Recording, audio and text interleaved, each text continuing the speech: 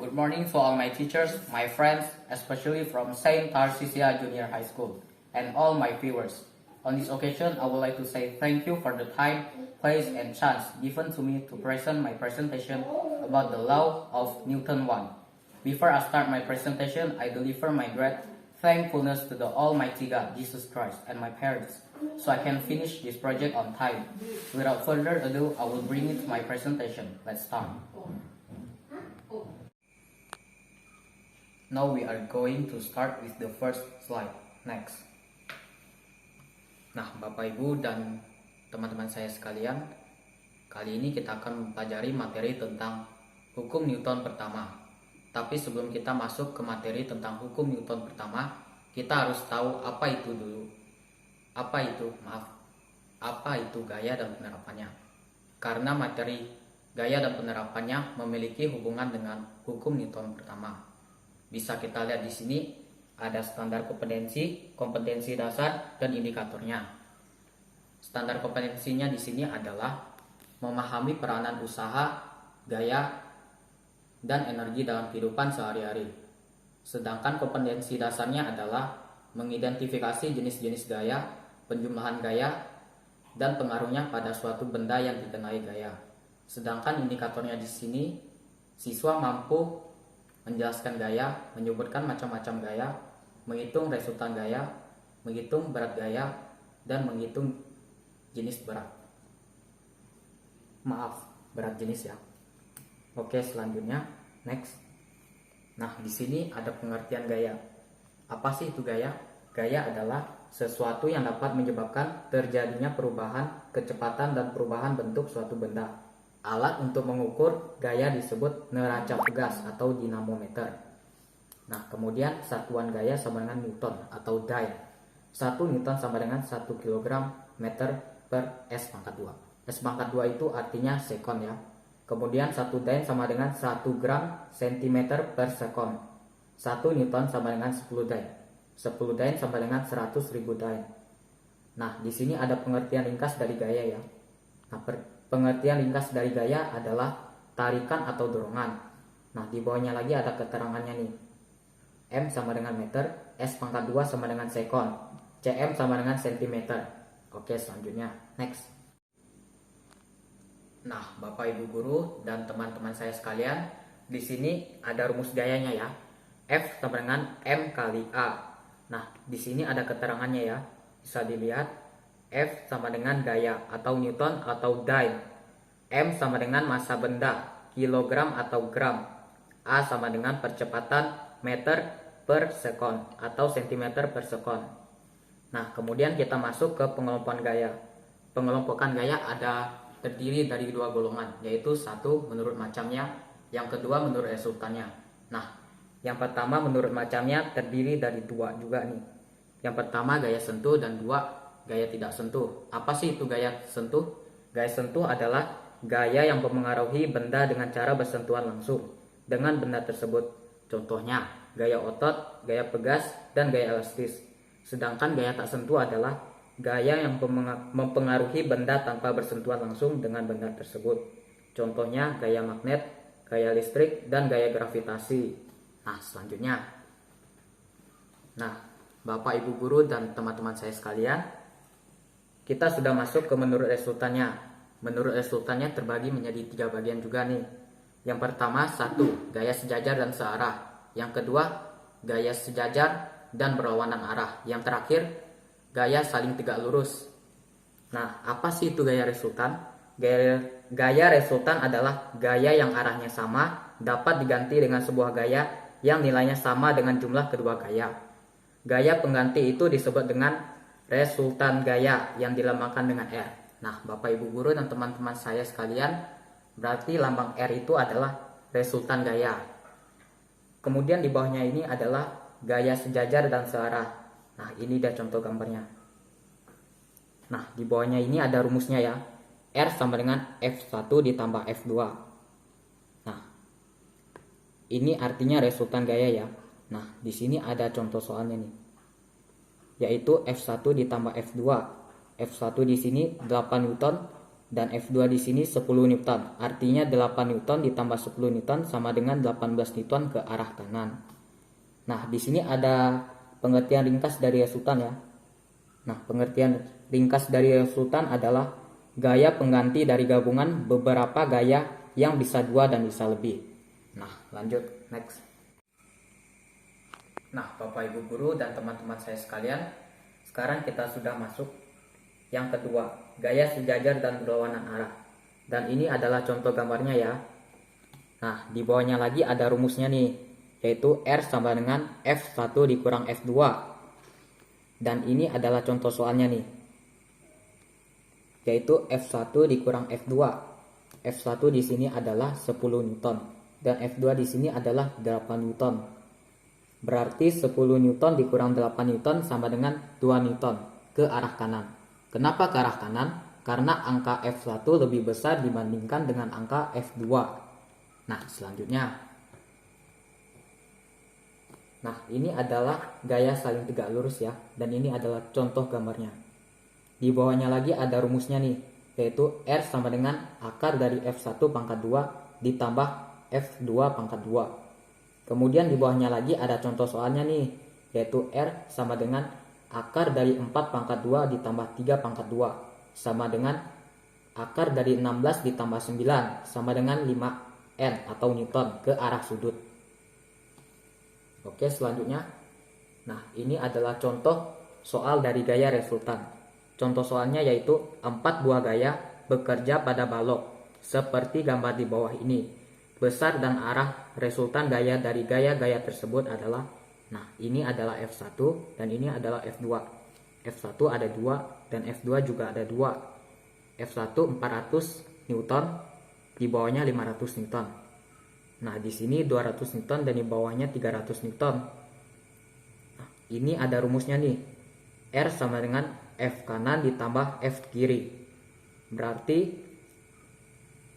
maaf ya, sebenarnya ini bukan tambah, melainkan kurang. Berarti 500 ditambah 400 Newton, F1 ini ya. Kemudian dikurang 300 ditambah 200 Newton, yang F2 ini.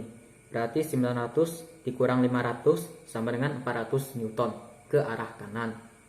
Penjelasannya ada di sini, tanda positif menunjukkan arah resultan gaya ke kanan. Nah, selanjutnya. Nah, Bapak Ibu guru dan teman-teman saya sekalian, sekarang kita sudah masuk ke gaya berat. Apa sih itu gaya berat? Gaya berat adalah besaran gaya gravitasi yang bekerja pada benda. Hubungan antara massa benda dan beratnya yaitu 1. Semakin besar massa benda, semakin besar pula beratnya. 2. Perbandingan antara berat benda dan massa benda cenderung tetap. Nah, di sini ada pengertian ringkasnya ya. Perbandingan antara berat benda dan massa benda adalah percepatan gravitasi. Nah, ini adalah rumusnya ya, rumus dari gaya berat, yaitu W sama dengan M titik G. Titik itu artinya kali ya. Nah, di bawahnya ini ada keterangannya nih. W sama dengan berat benda atau Newton atau Dyne. M sama dengan massa benda atau mass dalam bahasa Inggris ya. Artinya kilogram atau gram. Kemudian G sama dengan percepatan gravitasi, yaitu gravity dalam bahasa Inggris, yaitu 9,8 meter per second. Artinya W sama dengan berat benda sama dengan M massa benda dikali G percepatan gravitasi. Oke, selanjutnya. Nah, kita masuk ke gaya berat jenis. Berat jenis adalah perbandingan berat dan volume benda. Rumusnya adalah S sama dengan W per V. Ini adalah hasil akhirnya ya. Nah, hasil akhirnya dapat dari mana? Dari sini ya. S sama dengan M titik G per V sama dengan P titik G. Kemudian jadi hasil akhirnya nih. Kemudian di bawahnya ini ada keterangannya ya. S sama dengan berat jenis benda atau N per M pangkat 3. P sama dengan massa jenis benda kilogram per M pangkat 3. Kemudian G sama dengan percepatan gravitasi meter per sekon. V sama dengan volume benda meter pangkat 3. Nah, S artinya berat jenis benda ya. Kemudian W ini berat benda. Nih berat benda ya. Kemudian V ini adalah volume benda. Nah, kemudian S berat jenis benda sama dengan M.G atau massa benda dikali percepatan gravitasi per volume benda. Hasilnya adalah massa jenis benda dikali percepatan gravitasi. Hasil akhirnya adalah berat jenis benda ya, sama dengan massa jenis benda dan percepatan gravitasi. Nah, Bapak Ibu guru dan teman-teman saya sekalian, sekarang kita sudah masuk ke contoh soal gaya berat jenis. Nah, bisa dilihat di sini ada contoh soalnya ya, yaitu sebuah benda berat 250 N atau Newton dan volumenya 5 meter kubik. Berapakah berat jenis benda? Nah, Bapak Ibu guru dan teman-teman saya sekalian, ini adalah contoh soal pertama ya. Maaf, soal pertama ya. Nah, sekarang kita masuk ke soal yang kedua, yaitu apabila percepatan gravitasi bumi 9,8 meter per sekon, berapakah massa jenis benda? Nah, Bapak Ibu guru dan teman-teman saya sekalian, adapun untuk mencari jawaban dari gaya berat jenis, kita menggunakan rumusnya, yaitu S sama dengan W bagi V. Nah, W di sini adalah 250 Newton. Nah, ditaruh di sini ya. Kemudian V sama dengan 5 meter kubik, ditaruh di bawah 250 Newton ya. Nah, ini adalah hasilnya. Hasil dari 250 Newton dibagi 5 meter kubik sama dengan 50 Newton per meter kubik. Nah, kita lanjut ke soal selanjutnya. Nah, Bapak Ibu guru dan teman-teman saya sekalian, sekarang kita sudah masuk ke soal selanjutnya, yaitu apabila percepatan gravitasi bumi 9,8 meter per sekon, berapakah massa jenis benda? Nah, sebelum kita masuk ke soal selanjutnya, kita harus terlebih dahulu mengetahui rumus dari massa jenis benda, yaitu S sama dengan P kali G. Ini ya. Nah, ini. Nah, titik di sini artinya adalah kali ya. Kemudian di bawahnya di sini ada keterangannya nih, yaitu S sama dengan 50 N per meter kubik. Kemudian G sama dengan 9,8 meter per sekon. Nah, Bapak Ibu guru dan teman-teman saya sekalian, di sini kita belum tahu ya nilai dari P itu berapa. Maka kita cari nilai dari P dengan rumus ini ya, yaitu P sama dengan S bagi G. Sesuai dengan keterangan yang ada di sebelah kiri, nilai S adalah 50 N per meter kubik. Maka kita pindahkan ke sini ya. Sesuai dengan keterangan yang ada di sini ya. Nilai G di sini adalah 9,8 meter per sekon. Nah, kita pindahkan ke sini ya, Bapak Ibu guru dan teman-teman saya sekalian. Nah, kemudian kita bagi nih 50 N per meter kubik dibagi dengan 9,8 meter per sekon. Maka hasilnya adalah 5,102 kg per meter kubik. Karena hasil pembagiannya ada koma dan di belakangnya ada 3 digit angka, kita harus melihat angka berapa yang ada di belakang koma. Karena setelah koma dimulai dengan angka 1, maka kita lakukan pembulatan ke bawah atau ke belakang. Dan hasilnya menjadi 5 kg per meter kubik. Demikian penjelasan saya tentang contoh soal tadi. Semoga Bapak Ibu guru dan teman-teman saya sekalian mengerti ya dengan penjelasan saya. Terima kasih. Sekarang Bapak Ibu guru dan teman-teman saya sekalian, kita masuk ke materi tentang hukum Newton 1. Next. Nah, ini dia ya. Bisa kita lihat di sini ada standar kompetensinya, kompetensi dasar dan indikatornya. Di sini standar kompetensinya adalah memahami peranan usaha, gaya, dan energi dalam kehidupan sehari-hari.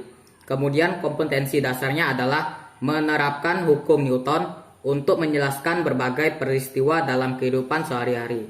Indikatornya di sini adalah siswa mampu menjelaskan hukum Newton ke-1, siswa mampu menjelaskan hukum Newton ke-2, siswa mampu menjelaskan hukum Newton ke-3, dan siswa mampu menjelaskan hukum Newton dalam keseharian.